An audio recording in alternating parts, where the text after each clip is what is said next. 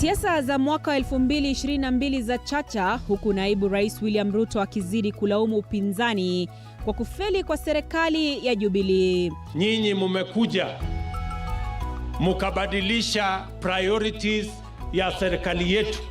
Raila hata hivyo ameendelea kuipigia debe BBI Nairobi. Nataka kupatia vijana wetu kazi ya maana, wamama kazi ya maana.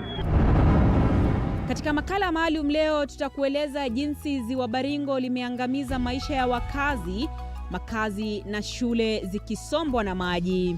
Maji ilitufukusa kwa ngambo tukakuja hapa. Na Bobi Wine anasema ameishiwa na vyakula baada ya kufungiwa kwa siku ya 4 sasa. Naam, asante sana kwa kuchagua kutazama taarifa za Upeo wa TV47. Mienyi wako Andrin Kilemi, mtangazaji kwa lugha ya ishara ni Ann Wairimu. Vita vya fahali wawili vinaendelea kushuhudiwa kati ya miungano ya wahudumu wa afya pamoja na baraza la magavana. Baraza hilo limesisitiza kuwa hakuna marupurupu yoyote yatakayolipwa kwa wahudumu wa afya ambao sasa takriban mwezi mmoja wamekuwa katika mgomo. Na Nok Lorraine anatufungulia jamvi la Upeo. Hali ya vuta ni kuvute kati ya baraza la magavana na wahudumu wa afya, wakiwemo maafisa wa kliniki, bado inaendelea kushuhudiwa. Mwenyekiti wa baraza hilo na gavana wa kaunti ya Kakamega Wycliffe Oparanya ameshikilia kuwa hatoyatekeleza mahitaji ya wahudumu hao ambao wamekuwa kwa mgomo kwa zaidi ya mwezi mmoja sasa. Mimi nimesema na mkiwa nao waambie hata waende strike miaka 100. Hakuna pesa mimi nitalipa, kwa sababu hawa nurses wanalipa hata kuliko engineer.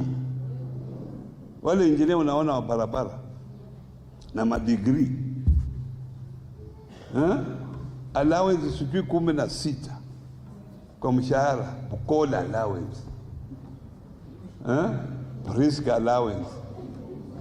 Hii vitu yote kila mtu akifanya kazi na nyinyi. Na huku maafisa wa kliniki wakisisitiza kwamba baadhi ya vitisho kutoka kwa baraza la magavana havitasuluhisha ugomvi ulioko katika sekta ya afya, muungano huo umelitaka baraza hilo kulihusisha wahudumu wa afya katika meza ya mazungumzo ya kutekeleza matakwa yao. The threats, intimidations, the dismissals will not solve the health crisis that we have now. We must be able to engage in social dialogue, and while doing that, we must do so with the goodwill that is demanded by the same process. Aidha, muungano huo umewashutumu gavana wa kaunti za Kisii na Kakamega James Ongwae na Wycliffe Oparanya mtawalia kwa kutoipa sekta ya afya kipaumbele na hata kutishia kuwafuta kazi wahudumu wa afya katika kaunti mbalimbali zikiwemo kaunti za Taita Taveta, Kisii na Mombasa. Any threat to fire a clinical officer, to fire any healthcare worker can never actually go without an answer. And that is why we are saying we are not politicians. What we want is a consideration, prioritization on matters of health and protection of healthcare workers, and including those who are seeking services in our public facility. If that one cannot guarantee it, let Governor Ongwae and his counterpart, the chairman of the council, Governor Oparanya, forget it. Mgogoro huu ukizidi kushuhudiwa, maafisa wa kliniki wamesisitiza kuwa mgomo wao bado utaendelea. Na Nok Lorraine, TV47. Na siku moja tu baada ya Rais Yoweri Museveni kutangazwa mshindi katika uchaguzi wa urais nchini Uganda, mpinzani wake Bobi Wine ameendelea kushikilia kuwa kura hizo ziliibiwa, huku akidai mamia ya wanajeshi wamekuwa wakizingira nyumba yake mjini Kampala. Aidha, ni marais wachache tu wamempongeza Rais Museveni kwa ushindi wake kwa mara ya 6 kama rais. Musa Sala na kina cha taarifa hiyo. We have certainly won this election and we've won it by far. General Museveni and his small clique of oppressors are trying yet again to impose themselves on the people of Uganda.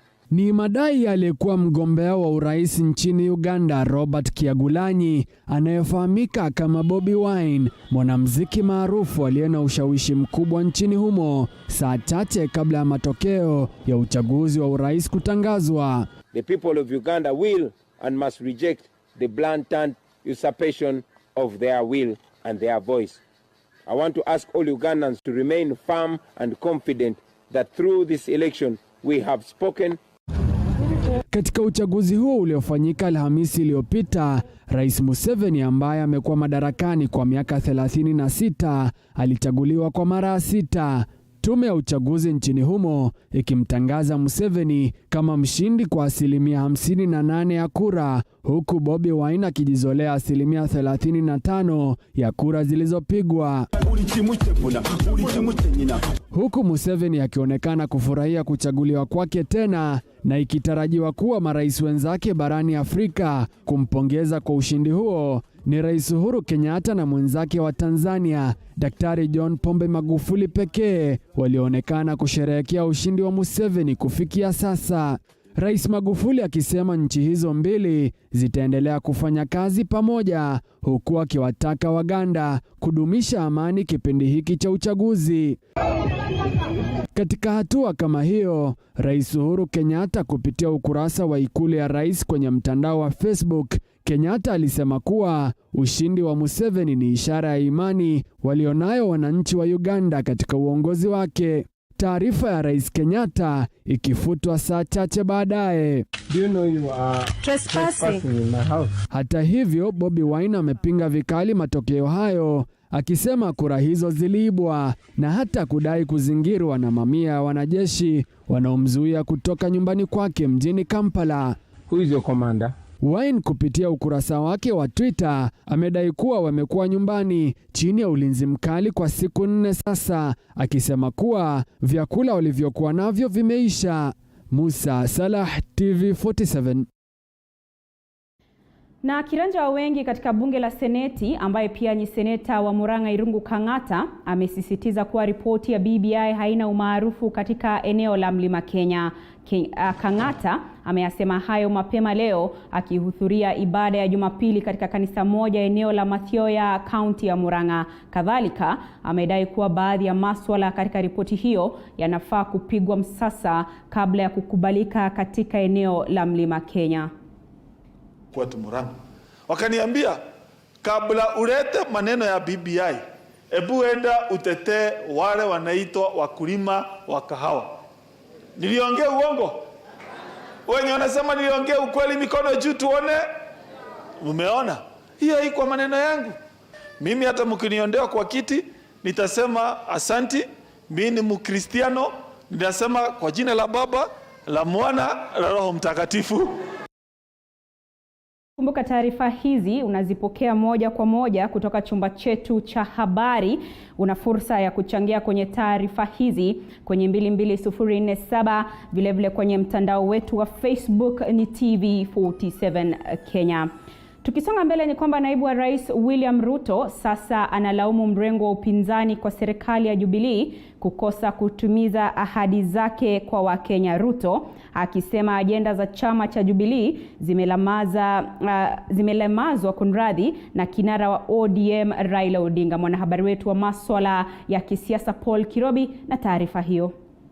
Na wakati tuliuza kura zenu mkawa watu wangwana. Siku moja tu baada ya seneta wa Siaya James Orengo kumtaka Rais Kenyatta kusuluhisha mzozo ndani ya chama cha Jubilee, sasa naibu rais William Ruto amelaumu muungano wa upinzani kwa serikali ya Jubilee kukosa kutimiza ahadi zake kwa Wakenya. You have come with alternative priorities that have put on hold everything we wanted to do under the Big Four. You have even told us that the Big Four is not a priority, that changing the constitution is a priority. Hile mimi niliona kwa macho yangu mimi mwenyewe. Tuliporudi second term, ndio hiyo tunataka kuanza safari. Kuna mzee akatembelea Uhuru Muigai Kenyatta rais. Akakuja kumsalimia. Akamwambia nimekuwa mzee, Mimi natafuta tu mahali pa kupumzika, unisaidie nikunywe tu maji, hiyo opposition imeniumiza. Serikali ya Jubilee imekuwa ikishutumiwa kukosa kutimiza ahadi zake kwa Wakenya. Upinzani ukilaumu naibu rais William Ruto kwa kampeni za mapema, naye Ruto analaumu upinzani. Ati mnakuja kumuuliza sijui mambo ya laptop.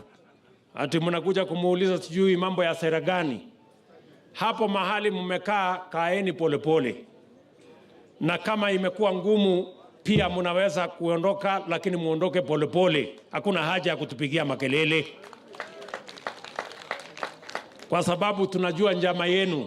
Ruto alizungumza katika eneo la Londiani, kaunti ya Kericho, ambapo wandani wake wameendelea kumshambulia Rais Kenyatta. Tumeamua kwanza, hatutakubali kuwa watumwa wa ukabila. La pili, hatutakubali kuwa watumwa wa watu binafsi. And we must end the politics of ethnicity and personality cults. Hata hivyo, kinara wa Wiper Kalonzo Musyoka anashikilia kwamba Ruto ndiye chanzo kikuu cha matatizo serikalini. Paul Kirobi, TV47, Nairobi.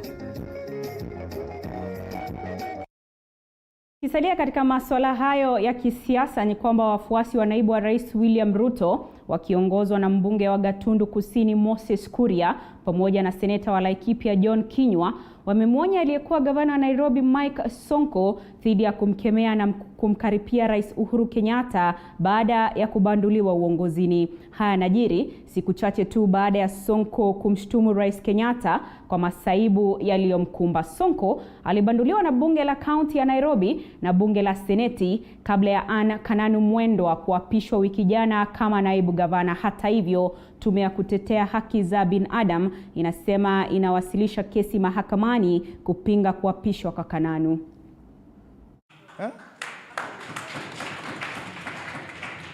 Kwa sababu kama ile maneno Sonko alitaja jana, mimi niko na watoto, rais yako na watoto. Watoto kusikia ati rais ni mtu anaweza kuua mtu, hapo watoto watafurahia kweli? Hata wachana na sisi wanasiasa. Ako na watoto, ako na bibi, ako na mamake. Mimi sioni kama ni haki. Sisi pesa ambayo inasemekana itatumika kuzungusha hii maneno ya kuzungusha wa Kenya, tunaunga mkono Mheshimiwa Kang'ata alivyosema ya kwamba BBI haitakikani hapa kwetu. Kang'ata alisema ukweli na alisema ukweli wa Mungu. Mtu akitukana rais wa Kenya, huyo ni mtu ambaye hafikiri vizuri. You are not supposed to insult the president. Whether you are minister, in whatever capacity you have, a president will always remain a president. Deputy ataremain kuwa deputy mpaka wakati ataapishwe. Kama ataapishwa, akuwe rais wa Kenya. Kinara wa chama cha ODM Raila Odinga anahoji kuwa kura ya maamuzi kupitia mchakato wa BBI ndio suluhu la matatizo yanayowakumba wa Kenya. Akizungumza katika mkutano wa kisiasa eneo la Embakasi, Raila amesema kuwa miundo misingi ndio itamfaa mwananchi wala sio vijizawadi vidogo vidogo kutoka kwa wanasiasa. Mwangi Maina anaarifu zaidi. Ni mkutano wa kisiasa uliohudhuriwa na maelfu ya wakazi wa Nairobi ukiongozwa na kinara wa ODM Raila Odinga katika eneo bunge la Embakasi Mashariki na kisha kuelekea kwenye uwanja wa Jacaranda, wiki moja tu baada ya naibu rais William Ruto kuzuru eneo hilo la Embakasi.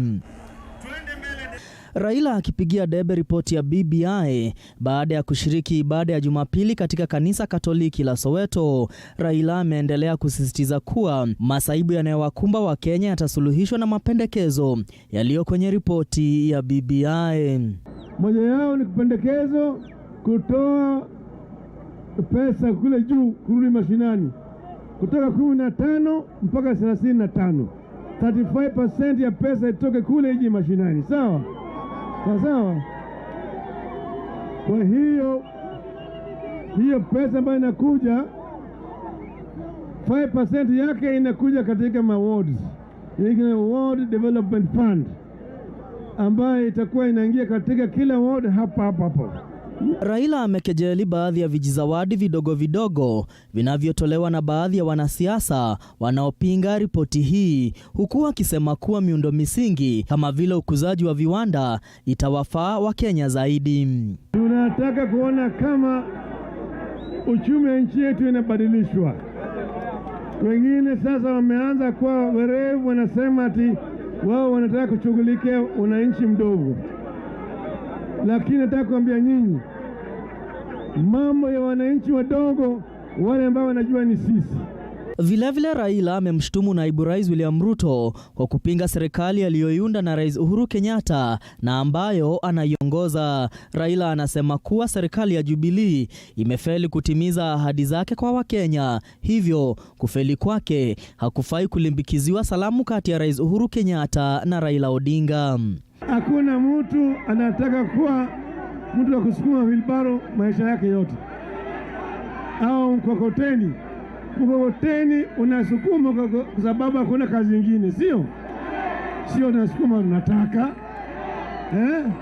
sio unakuma unataka. Hiyo ni kutusi wewe, si kutusi wewe.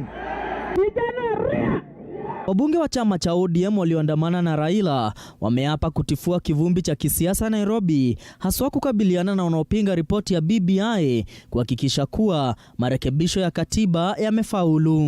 Ukiwasikia wanasema sijui nini, baba anadanganywa. Kwani baba hawezi danganya? Kwani baba hawezi ingiza mtu box? Kwa hivyo tutatembea pahali Uhuru yuko, pahali Raila yuko, hapo ndio sisi tunashikilia hapo.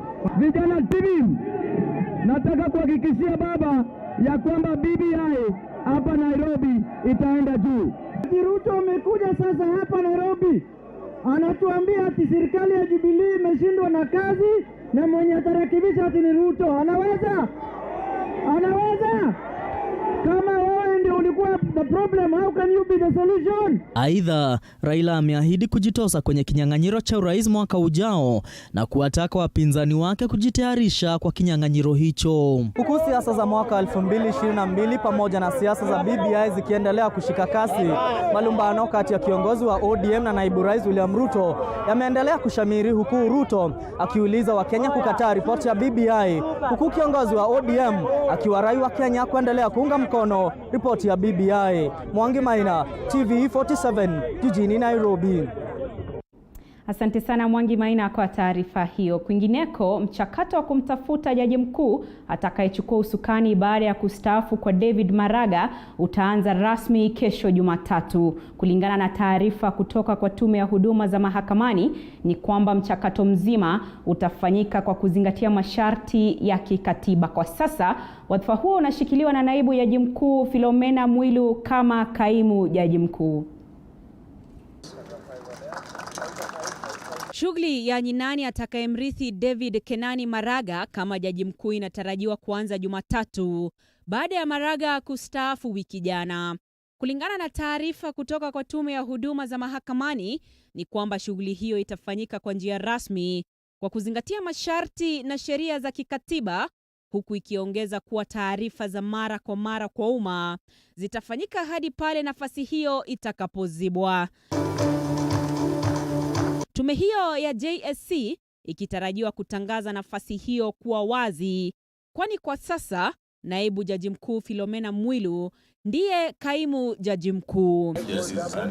Mwilu akiwa miongoni mwa wanaotajwa kumezea mate wadhifa huo. Mwilu anashikilia kwamba amehitimu kuwa jaji mkuu wa 15 nchini. I hold the office of the Deputy Chief Justice of the Republic of Kenya. The qualifications for that office are the same qualifications for the office of the Chief Justice. Wengine wanaotajwa katika nafasi hiyo ya jaji mkuu ni pamoja na wakili Profesa Tom Ojienda, aliyekuwa mwanasheria mkuu Githu Muigai, Profesa Makau Mutua ambaye aliwahi kuwania kiti hicho mwaka 2016 wakati Maraga alipoteuliwa, pamoja na Philip Murgor ambaye ni wakili. Wengine ni majaji wa mahakama ya Upeo Njoki Ndong'o, Smoking Wanjala na Isaac Lenaola. Atakayechukua nafasi ya jaji mkuu anatarajiwa kusikiza kesi ya matokeo ya uchaguzi wa urais mwaka ujao iwapo kutakuwepo na kesi zitakazowasilishwa mahakamani. Andrin Kilemi, TV47.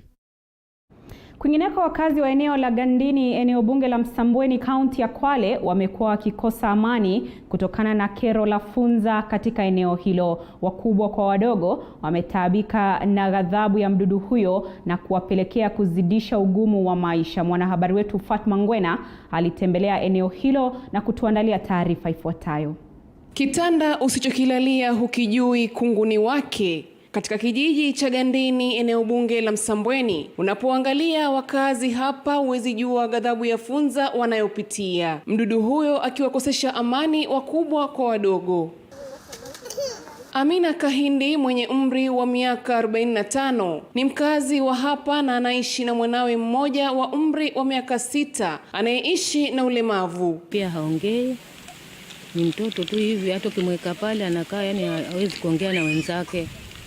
Alafu ndio baadaye nikauliza huyu mtoto atasoma vipi, na mimi sina uwezo, na ukienda naye shule unaambiwa pako mtafutie shule ya wenzako. Hali kadhalika funza hawajamuonea huruma mwanawe, kwani kando na mtoto huyo kuwa na hali ya ulemavu, miguu yake imeathiriwa na funza na kumpelekea kushindwa kutangamana na watoto wenzake. Funza huwa anatatiza sana kwa sababu hata saa nyingine anaweza kukingia, hata juzi ilimtoa kama hata kwenye pua. Ameingia hapa juu, nikasema yani tutamtoa vipi mtoto funza anaingia paka pua, ikabidi umtoe hivyo hivyo.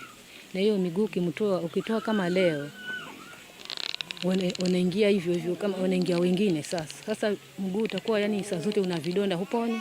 Amina ambaye anamlea mtoto bila usaidizi wa mzazi mwenzake hulazimika kufanya kibarua cha kulima katika mashamba ya watu ili kupata riziki, hali ambayo wakati mwingine humshinda kutokana na maumivu ya funza miguuni. Mwenyewe nami pia huwa anaingia, natoa, wanarudi tena. Kutembea naweza kushinda hata kutembea hapa shambani kwetu kwa siwezi kutembea.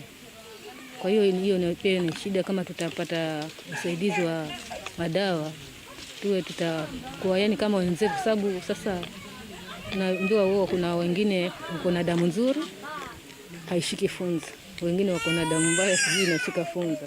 Na kuongeza chumvi kwenye kidonda, Amina anaishi na mdogo wake Rukia Kahindi ambaye hana uwezo wa kuona na humtegemea dadake katika maisha yake ya kila siku. Sasa ni tatizo kubwa ambalo linanitatiza.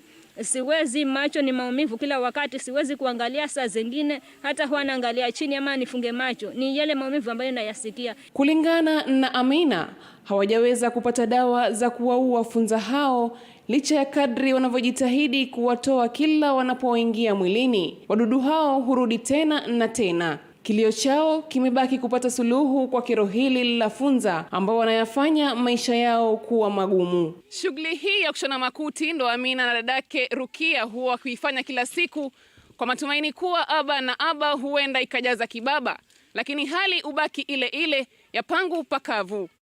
Fatma Ngwena nikiripotia TV47 kutoka eneo la Gandini, Msambweni, kaunti ya Kwale. Kutoka Kwale, mtazamaji, tuelekee madukani, lakini kabla hatujaelekea nisome baadhi ya jumbe zinazoingia kwenye mtandao wa Facebook. Na muona Miriam Kamama anasema yuko tuned in. Ibrahim Miheso anasema kutoka Mukuru kwa Ruben. Penina Aswani yuko ndani kabisa. Koech anasema kutoka Limuru. Na muona Godfrey Okumu anatazama. Fundi Michael Jared vilevile yuko ndani. Na muona Kirui Leonard anasema anatazama. Mtazamaji, zidi kusema nasi kwenye mtandao wa Facebook ni TV47 na Kenya. Twitter utanipata @kilemi_Andrin. Usiende mbali.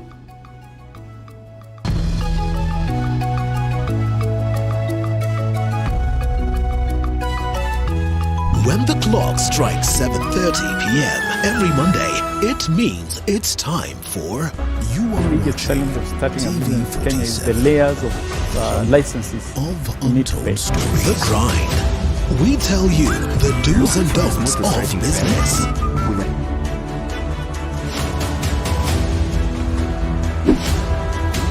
But the biggest fear was whether I'm going to make it in business or whether I'll lose my 150,000.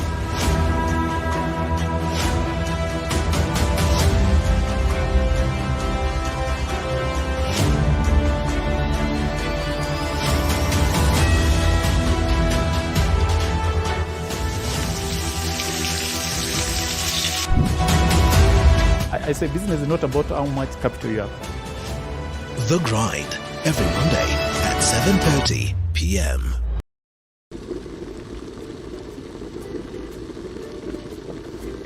It's been an amazing year in the kitchen here on The Throwdown. We brought you ugali and brown fish by Sophia. The tasty butter chicken from the classic Mayura restaurant. And the sweet Oreo cake dessert by Lillian. This year, we bring you bigger and better from more mouth-watering meals, kitchen hacks, restaurant reviews, and even street foods. Tune in to The Throwdown every Sunday at 6:30 p.m.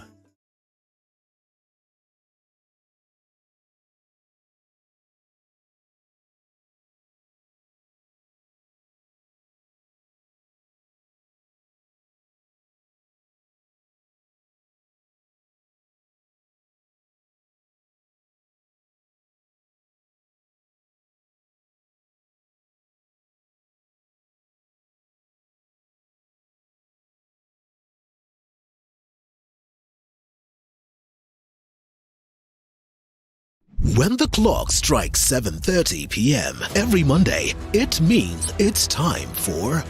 The biggest challenge of starting a business in Kenya is the layers of licenses you need to pay. The Grind. We tell you the do's and don'ts of business.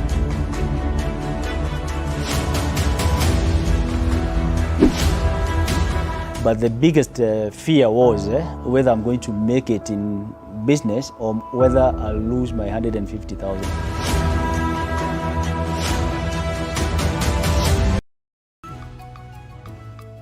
Karibu tena mtazamaji, shukran kwa kuzidi kufuatilia taarifa hizi. Iwapo ndo mwanzo unajiunga nasi, mienyi wako Andrin Kilemi, mtangazaji kwa lugha ishara ni Ann Wairimo.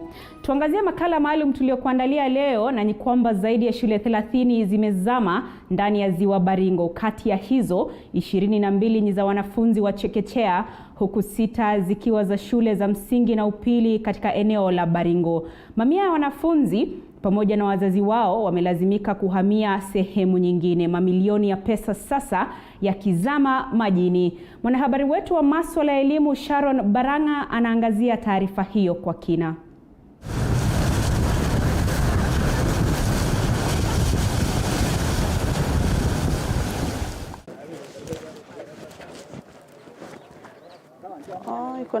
Ni saa 2 asubuhi.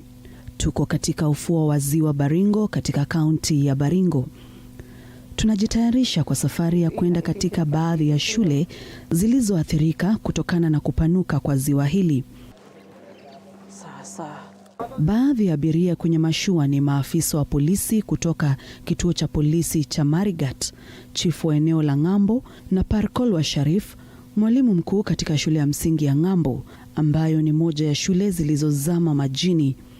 Sharif ametoka kuandikisha taarifa katika kituo cha polisi baada ya kufahamishwa kuwa kulikuwa na wezi waliokuwa wameanza kuiba mabati shuleni.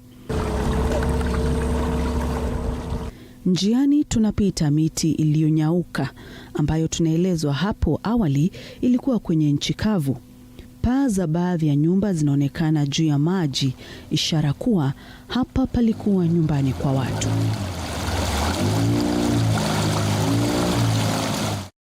Tumesafiri kwa muda wa takriban saa 1 katika ziwa Baringo, huku tukijaribu kutafuta baadhi ya shule ambazo zimefunikwa na maji. Hapa mahali ambapo tupo ni mashamba ya watu ambayo yamefunikwa na maji, na tumekuwa na changamoto moja ya nyasi ambayo yanaendelea kufunika baadhi ya njia zilizomo kwenye ziwa hili, lakini tunatumai tutafika kwa baadhi ya shule hizo.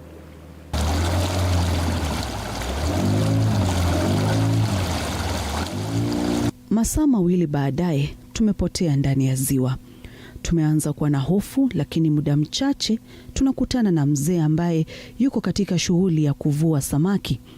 Anatuambia anajua mahali shule ya Ngambo ipo. Tunakubali atuongoze, lakini si safari huku kukiwa na miti ya miba kila mahali.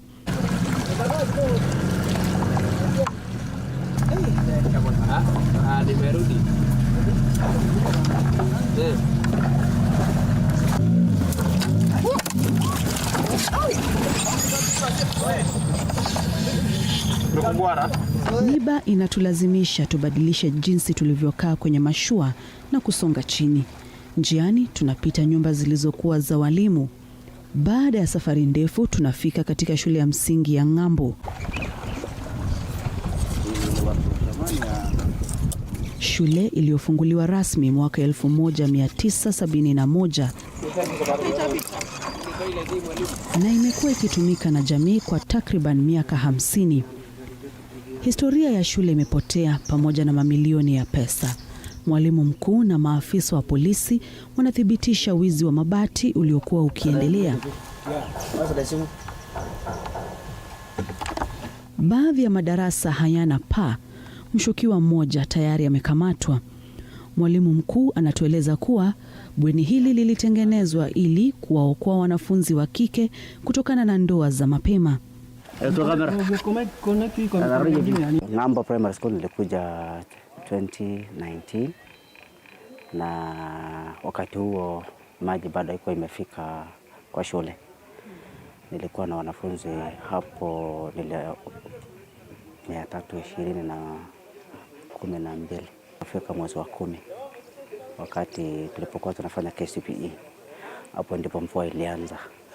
Kutoka hapo maji ilikuja, floods from Perikara River, ikaanza kuja tu kusweep across the school. Alafu hapo kuna madarasa ya crack, kuna toilets pia zili collapse. Alafu kutoka hapo sasa maji yaliaki kakuja kakutana na maji ya mtoni. Kaanza kumarun shule, kule kusunguka shule. Alafu kwa muda mfupi sana shule maji kaanza kuja na kupita lake kaswell, ikapita shule. Alafu ilipofika mwezi wa pili tarehe 3 shule kabisa ilikuwa imesama maji. Ndio tukatoka, alafu tukakuja chuo. Ng'ambo Primary na Ng'ambo Secondary, hiyo watoto ya shule hiyo tayari saa hii hawaingii hiyo shule. Pia wananchi wamehama kwa hiyo eneo, kwa hivyo catchment area hiyo wanafunzi saa hii ni ngumu, wametoka nje ya maji. Leo nilifika shule nikapata shule imekuwa vandalized, mabati ya juu imeng'olewa, na kwa bahati nzuri raia wema walipata hao wakora ambao waliiba haya mabati na wakakamata wakaleta kwa police station. We have no hope that we are going back to that school, but luckily enough we have got a land to relocate the school. My peoples are currently at a place called Seriani. Kutoka shule ya Ng'ambo tunaamua kuelekea shule ya upili ya Salabani. Shule ya upili ya Salabani pia ilizama. Njiani tunakutana na changamoto. Mashua inakwama kwenye mimea iliyoelea majini. Muda mfupi baadaye tulifaulu kujikwamua.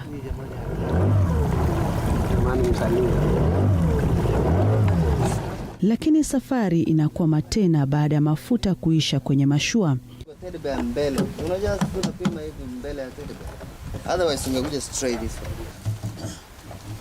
Nikabidi tungojee usaidizi kutoka nchi kavu. Na hii Falcon inakandifu kushinda hii.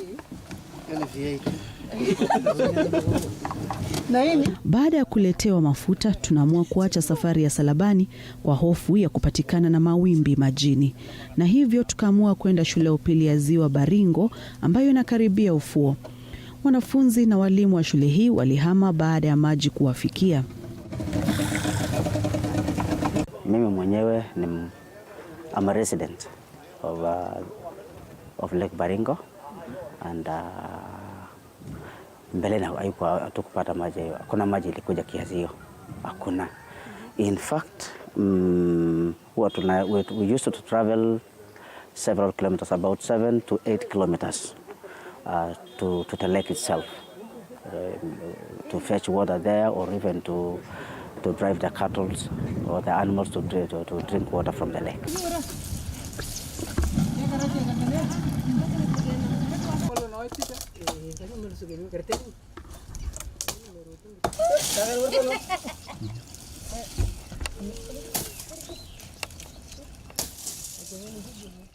Jamii ambazo zingali karibu na ufuo wa ziwa Baringo zimeanza kuweka ua kuzunguka shule ya Loruk. Hii ni baada ya viboko kuanza kuingia shuleni. Because the hippos were practically in the school, there has been a fence put to obstruct. Hippos cannot jump over a fence. It's really a thorny fence. So that has kept the hippos up. But children are learning. In Kiserian, they are learning in the same school. And in Loruk, they are learning in the same school because classrooms were not affected. It's the toilets that were completely taken by water.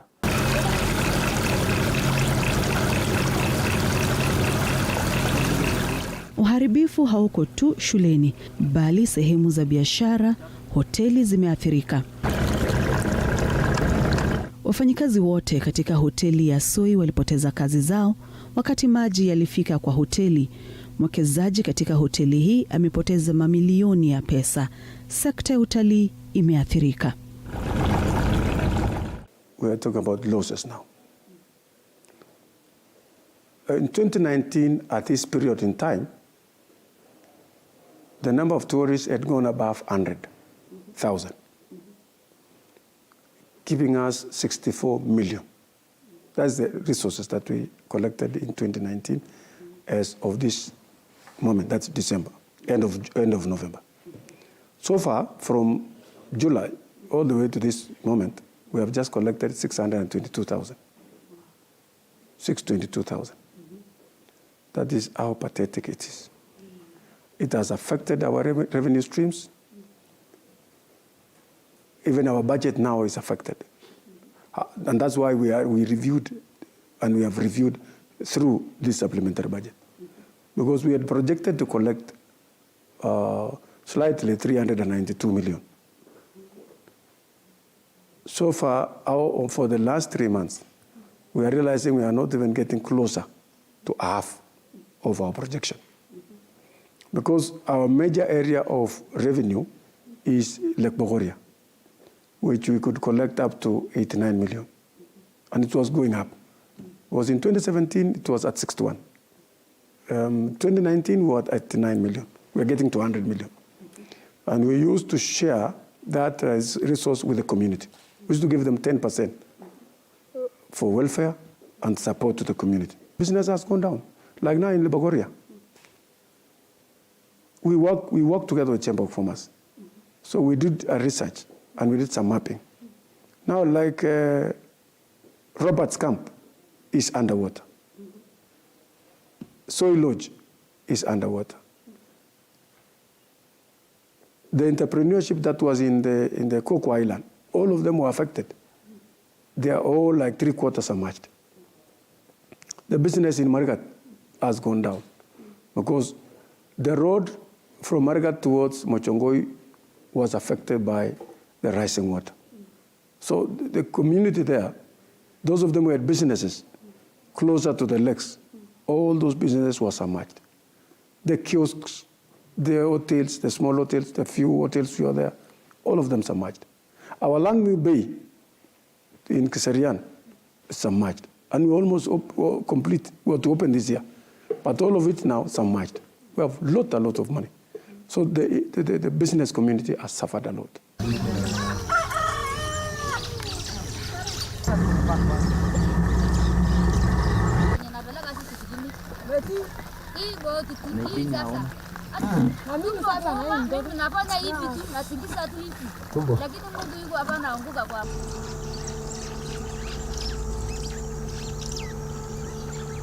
Baadhi ya wakazi wanaoishi kwenye visiwa wamekataa kuondoka. Kwao hapa ni nyumbani. Baadhi ya wapendwa wao wamezikwa hapa. The community there, if this water continues to rise, we shall appeal to the community in Coco Island to move to safer grounds. That is towards maybe Makutani Ward or come this upper part, Marigat part. We are visiting that place to appeal to them that we can even move their livestock. Because now, grazing becomes a challenge. We are planning also within the course of this year to actually support them with animal feeds because we are seeing they are really suffering. Kwa ilikuwa nyumba hapa. Sasa ndio nimetoka sasa kwa maji nikasonga. Sasa nilikuwa naishi hapo nyumba nyingine kwa pale. Unaona kuna nyasi inalala huko. Nikatoa singine mpaka sasa unaona nimebakisha ndio.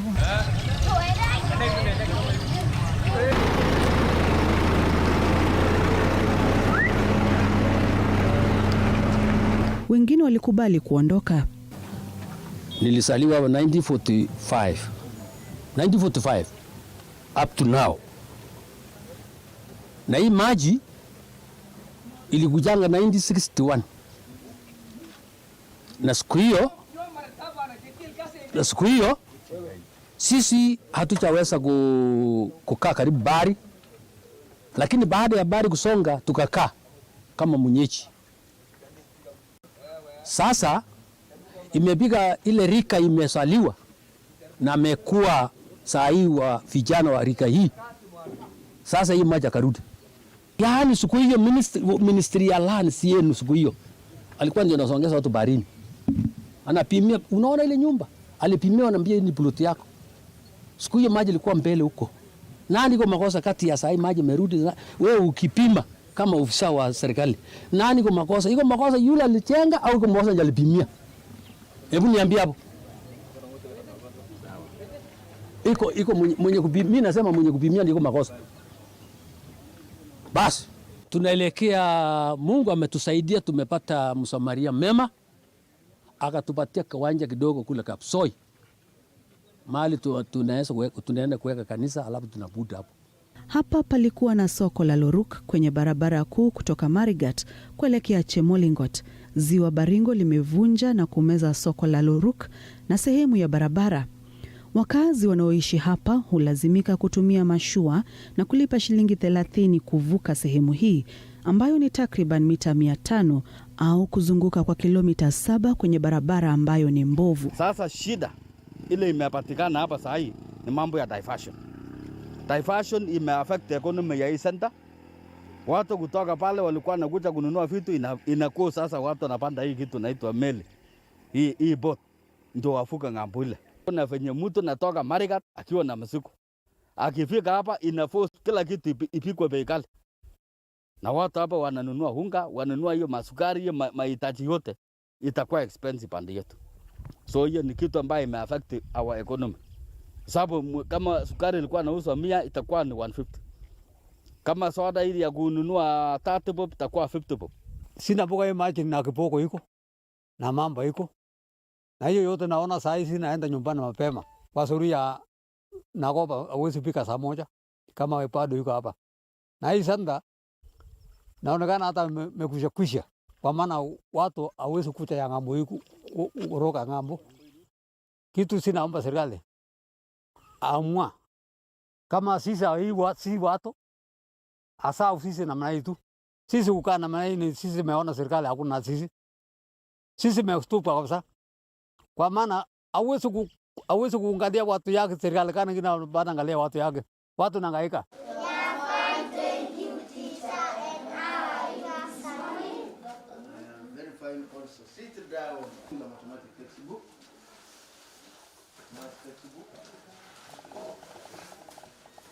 Masomo yanaendelea kwa wanafunzi wa shule ya msingi ya Ng'ambo, mamia ya kilomita kutoka shule yao ilipokuwa hapo awali. Maisha yamebadilika kwa wanafunzi hawa. Marafiki zao walienda shule zingine. Shirika la Msalaba Mwekundu limewapatia hema 2. Moja inatumika kama darasa na nyingine kama ofisi ya walimu. Nasoma katika shule ya Ng'ambo Primary School.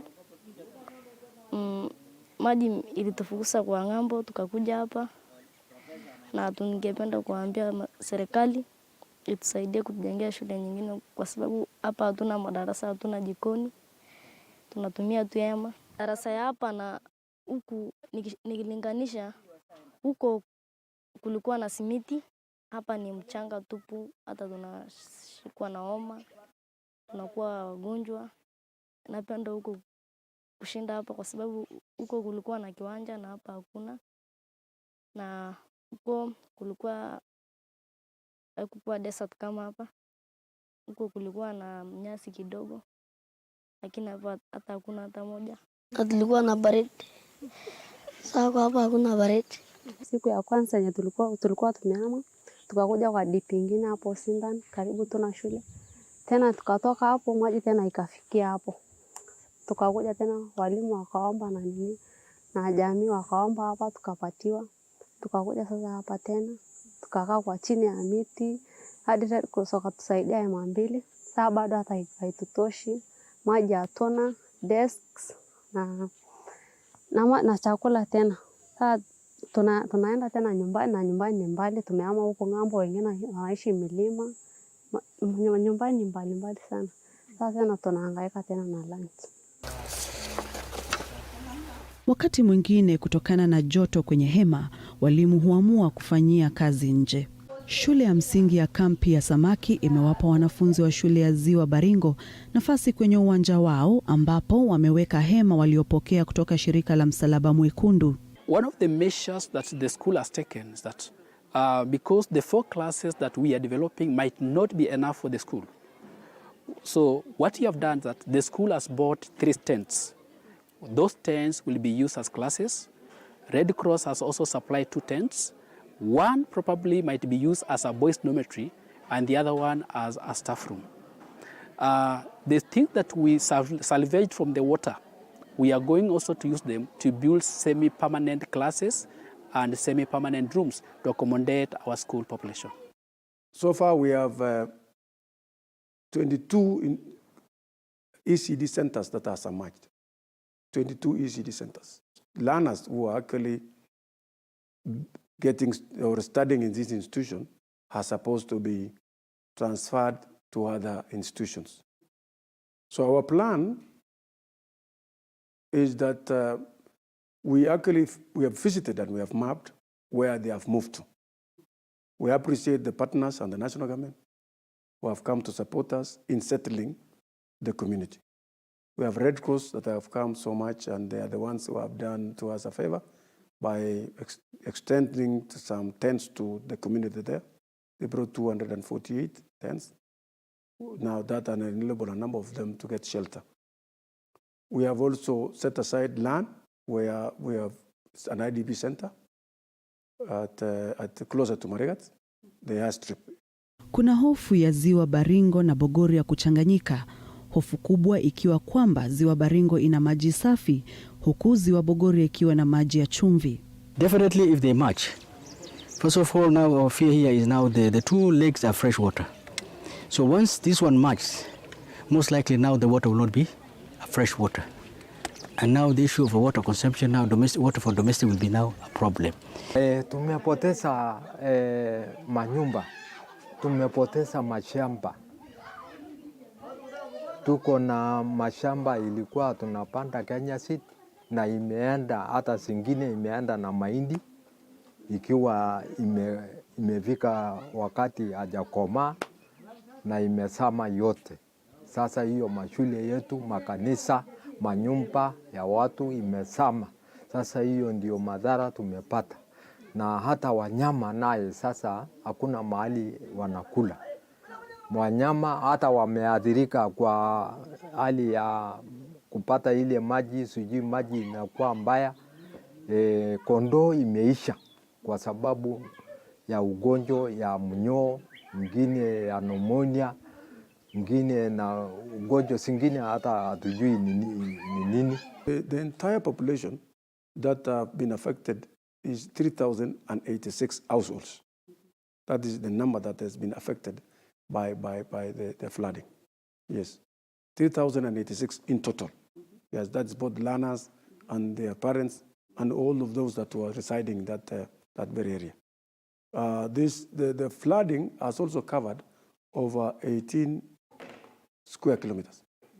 The cover itself, from where the lake was initially, the edge, to how far it has gone, it has covered a landmass of 18 square kilometers. Kuna maelezo tofauti kueleza sababu ya ongezeko la maji kwenye maziwa ya Baringo na Bogoria. We still are waiting a report from the geologist to give us exactly what's happening. Whether it's the aspect of plate tectonics or something beneath the hard crust. Even Lake Baringo, they used to have an outlet which was under the lake.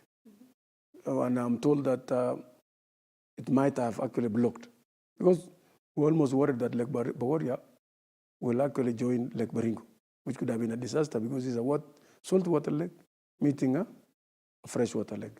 Then the community there could have suffered a lot. Catchment imemalizika, miti imekatwa miti kwa catchment, kiasi kwamba maji samani ilikuwa nakuja ikasimama kidogo kwa maforest, lakini wakati huu maforest imemalizwa, so kiasi kwamba maji ikishuka tu kutoka binguni inakuja direct to Lake Bogoria. The communities here gave a history that occasionally this lake expands and then the water comes from below, then it stops.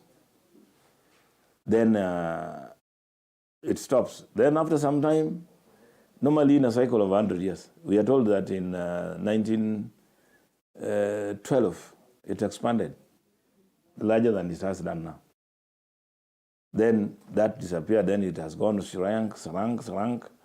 Then now, again, it is expanding. It is only that in those days, until 1987, no people settled close to the lake. So even if it expanded, it never had a problem. But after 1987, remember this was a semi-arid area without any tree. So once this tree called Madenge was brought here, it facilitated people occupying those areas, because previously there was too much dust even to stay in this town, Marigat. So it is a geological phenomenon. It is not something that is relying on the rain, because as we speak, another secondary school called Sokote has been surrounded by water. The water is expanding and we have not had rain for over a month now. The issue of underground water melting, this is because water is reaching the base. Now, the ice water that is under the water bodies, because of the change of climate, it has forced the water to melt, what we call the melting of magmatic water. Now, this has affected the Rift Valley lakes in that it is giving us what we call an underground inlet, which making our lake, like for example, our Lake Baringo, to increase in water volume. Now, two, our Lake Baringo does not have an outlet. Now, the inlet waters do not have a way out. Now, when they miss a way out, it increases the water in that particular water body. The levels of the water are rising as a result of the balance of what is coming in, not balancing with what is going out. Basically, that is a simple way of looking at it. That means we are getting more into the lake than out, whatever we are getting out. The balance is what is causing us to have that kind of a rise. And why we are getting more coming into the lake is as a result of what is pouring into the catchment of the lake. Therefore, we are experiencing, that's why we are experiencing, we are saying we are experiencing more rainfall precipitation from the catchment of the lake than before. You remember we have under prolonged rain since March last year up to this period within the catchment of the lake. The lake does not have a well-pronounced outlet. That means what is coming in is not able to come out as that we can be able to balance the level. I think now this problem is the catchment degradation. That's one thing, the catchment degradation, because the catchment was destroyed to some extent, forest was cut. So now in the process, when it rains, the runoff is very high. There's a lot of silt which comes now a lot of water, which more than what the lake used to have is coming out from the catchment. And also there's a lot of silt. When the silt comes, a lot of silt comes. At the same time, a lot of water comes now from the catchment. You can see now the capacity, the holding capacity now decreases. So that's also another problem. And the other problem is most of these lakes, they don't have an outlet or an exit. We might have what we called tectonics movement. You see, it's very common in Rift Valley. There's a lot of geological activity going on around. So maybe these plates are moving, maybe they are either closing or opening. When they close or when they slip one on another, now we normally experience what we call now the high rise of the lakes or any water body. Wanajiolojia wanaendelea na utafiti wao wa kutathmini kiini cha ongezeko la maji kwenye maziwa ya Baringo na Bogoria. Lakini kilicho wazi ni kuwa maisha hayatakuwa sawa kwa maelfu